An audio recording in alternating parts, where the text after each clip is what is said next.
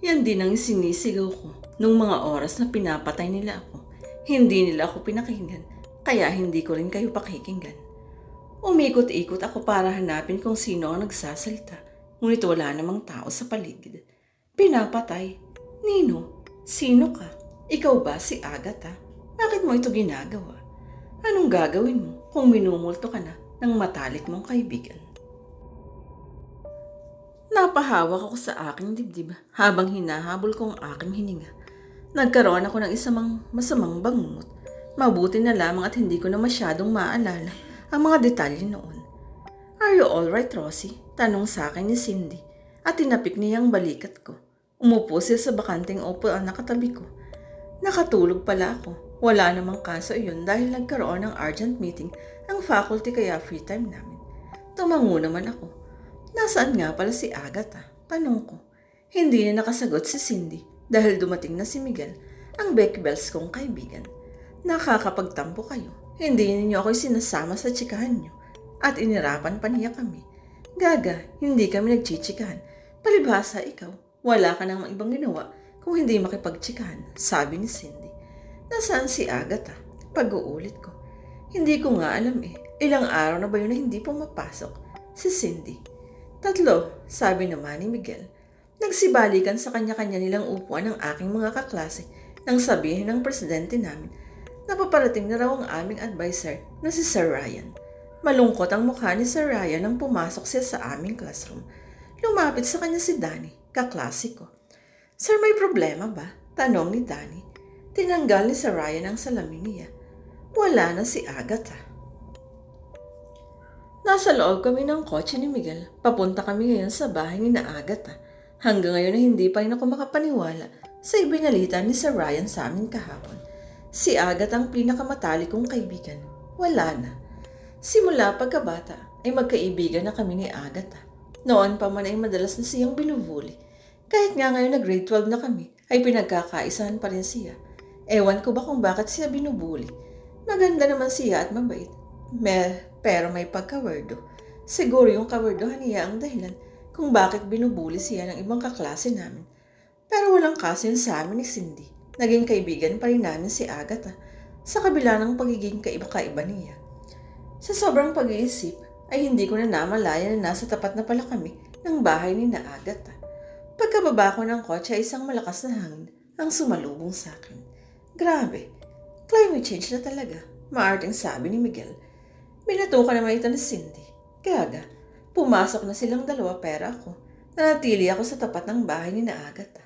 Napapikit ako dahil sa isang pangitain. Isang babae na nakatalikod, nakaputi at mahaba ang buhok. Wala siyang mga paa at puro bahid ng dugo ang kanyang katawan. Rosie, napadilat ako nang may tumawag sa akin. Hinahabol ko ang aking hininga dahil sa gulat o takot sa aking nakita. Anong nangyayari sa'yo, Rosie? Tanong ni Cindy na binilikan pala ako sa labas. Napalunok na lang ako ng laway bago ako sumagot. Wala, sabi ko. Pumasok na kaming 3 sa loob. Condolence po, sabi namin kay Tita Faye, mami ni Agatha. Wala nang papa si Agatha. Namatay ito ng dahil sa sakit sa puso. Tanging sila na lamang ng mami niya ang magkasama sa buhay. Rosie, sigaw ng mama ni Agatha at niyakap ako. Kilala kasi ako ng mama niya dahil madalas akong pumupunta sa kanila. Medyo malayo ang bahay namin kina Agatha, pero dumadayo talaga ako para lang makipag-usap at makipaglaro kay Agatha noon. Iyak lang siya ng iyak habang patuloy namin hinahaplos ang kanyang likod. Pinatay siya, Rosie, sabi ni Tita Faye sa pagitan ng kanyang mga higbi. Pinatay? Tanong ko. Kumalas sa pagkakayakap sa akin si Tita Faye. Nakita siya ng janitor ninyo sa darkroom ng eskwelahan. Puro pasa at dugo ang anak ko. Nakakaawa siya. Kung sino man ang gumawa nun sa kanya, ay isang hayop at halangang kaluluwa. Puno ng pagkamuhing sabi niya. Hindi ko alam na gano'n ang nangyari kay Agatha. Akala ko isang sakit ang naging dahilan ng pagkamatay niya. Hindi naman sinabi sa amin ni Sir Ryan ang dahilan ng pagkamatay ni Agatha. Naiinis ako sa sarili ko. Hindi ko man lang naipagtanggol ang best friend ko. Kailan ko ba nangyari yun sa kanya? Hindi ko alam kung kailan nangyari sa kanya iyan. Pero nung 1 linggo pa namin siya hinahanap dahil hindi siya nauwi ng bahay. Nung 1 linggo. Sa pagkakatanda ko ay excuse ako nung 1 linggo dahil nagkasakit ako. 5 araw akong nilagnat at kamuntikan pa maging dengue iyon. Dinalaw ako noon ni Cindy at Miguel. Naalala kong tinanong ko pa sa kanila kung nasaan si Agatha. Ngunit hindi raw nila alam. Umalis muna si Tita Faye at iniwan ako. Nakita ko sina Cindy at Miguel na nakaupo habang kumakain at umiinom ng inalok na biskwit at kape sa amin. Lumapit ako sa kabaong ni Agatha. Halos hindi siya nakilala dahil halos puno ng pasa ang kanyang mukha. Naiinis talaga ako sa sarili ko. Bakit kasi kinailangan ko pang magkasakit ng mga araw na yun? Hindi ko tuloy siya na ipagtanggol. Hindi ko siya niligtas sa kung sino mang gumawa sa kanya. Pumikit ako ng marin. Gusto ko na lang umiyak ng umiyak dahil sa sinapit ng best friend ko. Nang dumilat ako ay tinignan ko uli si Agatha. Napaatras na lang ako nang bigla siyang dumilat at sinakal niya ako. Ah! Nang magising ako ay nakahiga na ako sa isang sofa. Umupo ako ng maayos at hinawakan ko ang noo ko. Natatandaan ko ang mga nangyari. Sinakal ako ni Agatha at sumigaw ako. Ano kaya ang nangyari sa burol? Ipinahiya ko pa yata ang sarili ko. Nasaan kaya ako? Rosie, tumakbo pa palapit sa akin si Cindy at Miguel. Okay ka lang ba, girl? Tanong ni Miguel. Tumango ako. Nasaan ako? Nasa bahay niyo. Matapos mong sumigaw dun sa burol ni Agatha, inuwi ka na namin. Alam nga namang magtagal kami dun. Nakakahiya ka. Bigla ka na lang sumigaw, sabi ni Cindy. Lumunok ako ng laway bago muling nagsalita. Bakit ka nga ba sumigaw, Rosie? Tanong ni Miguel. Kung sasabihin ko sa kanila, maniniwala kaya sila? Wala, sabi ko. Yan kasi, ang hilig-hilig manood ng mga nakakatakot eh. Alam namang matatakotin, sabi ni Cindy, kasunod ang isang malakas na tawa. Pinilit kong ngumiti kahit na binabagabag pa rin ako nang nangyari sa burol. Kahit nung lumipat na ako sa aking kwarto, ay hindi ko pa rin makalimutan ang pananakal ni Agatha sa akin kanina. Nakatingin lang ako sa kisame habang hinahawakan ko ang aking leg. Guni-guni ko lang kaya iyon. Yun ang iniisip ko hanggang sa dapuan ako ng antok. As you all know, Agatha Chan is now dead. Malaking kawalan si Agatha sa klase natin dahil siyang running for class valedictorian, sabi ni Sir Ryan. Kaya ang second at third honors natin ang candidates for the class valedictorian. Greg and Chanda, malapit na ang exams kaya good luck sa inyo. Pumunta na si Sir Ryan sa unahan at nagsimulang magklase. Dahil 1 linggo hindi ako nakapasok, malaki ang nawala sa akin. Naging top 4 na lang ako. Malaking points rin ang nawala sa akin dahil hindi ako nakakuha ng quizzes, assignments at hindi nakakapag-participate sa recitation. Sayang, ikaw dapat yung candidate sa class valedictorian at hindi si Chanda, sabi ni Miguel at tinapik ako sa likod.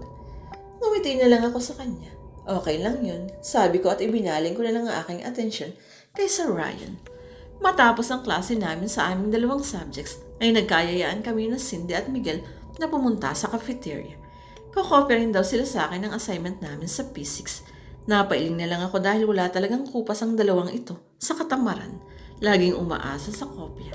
Ano kayang mararating ng 2 ito balang araw? Pag di pa nila inayos ang kanilang pag-aaral, malamang maging taga-benta sila ng pirated DVDs. Magaling mangopya eh. Nang makarating kami sa cafeteria at makahanap ng pwesto ay agad nilang kinuha sa akin ang assignment ko.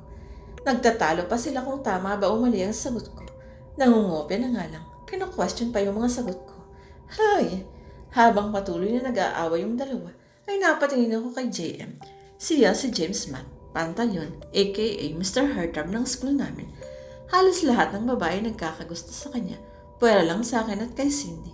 Kahit nga sina Miguel at Agatha ay may gusto sa kanya. Sus, si Miguel pa. Halos lahat yata ng gwapo sa school ay gusto niya. Pero si Agatha, si JM lang lalaking nagustuhan niya. Patay na patay siya kay JM. Nagmumukha na ng stalker si Agatha dahil alam niyang halos lahat ng tungkol dito eh. Parang kilalang kilala na niya si JM mula ulo hanggang paa. Si Cindy naman ay ewan ko lang pero parang may gusto siya kay Miguel. Hahaha, kasi naman gwapo si Miguel, matangkad din at makisig. Hindi mo aakalain na bading sa unang tingin.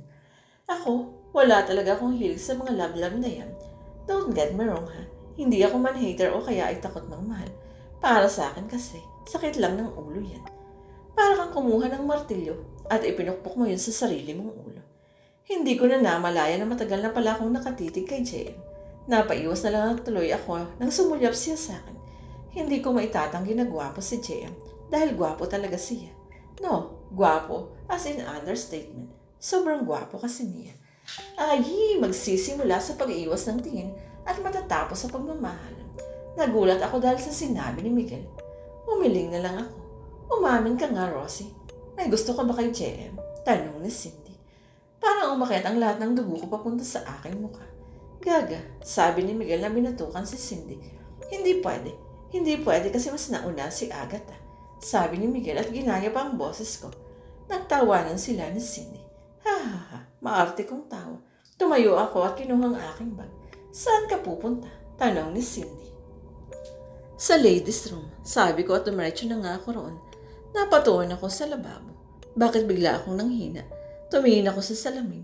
May nakita akong gumagalaw sa ilalim ng mata ko, kaya inalapit ko ang mukha ko sa salamin. Pilit kong tinignan kung ano iyon.